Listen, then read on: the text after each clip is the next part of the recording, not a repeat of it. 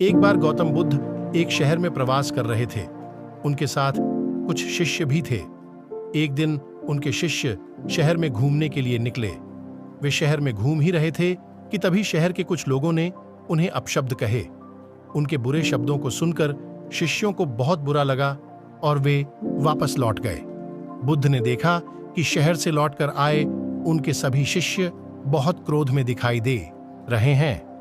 उन्होंने शिष्यों से पूछा, क्या बात है, आप इतने तनाव में क्यों हैं? तभी एक शिष्य क्रोध में बोला, हमें यहां से तुरंत चलना चाहिए।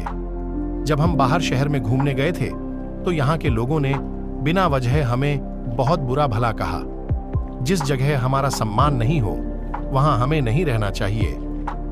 बुद्ध ने कहा, क्या किसी और जगह तुम अच्छे व्यवहार की अपेक्षा रखते हो? दूसरे शिष्य ने कहा, इस शहर से तो अच्छे लोग ही होंगे।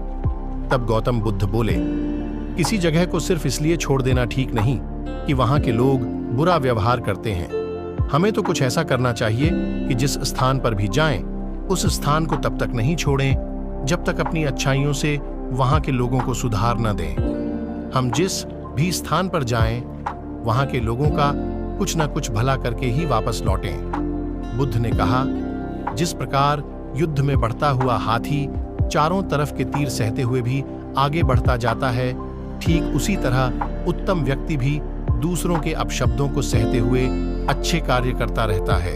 खुद को वश में करने वाले प्राणी से उत्तम कोई और नहीं हो सकता। बुद्ध की बात शिष्यों को अच्छी तरह से समझ में आ गई और उन्होंने वहां से जाने का इरादा त्याग दिया।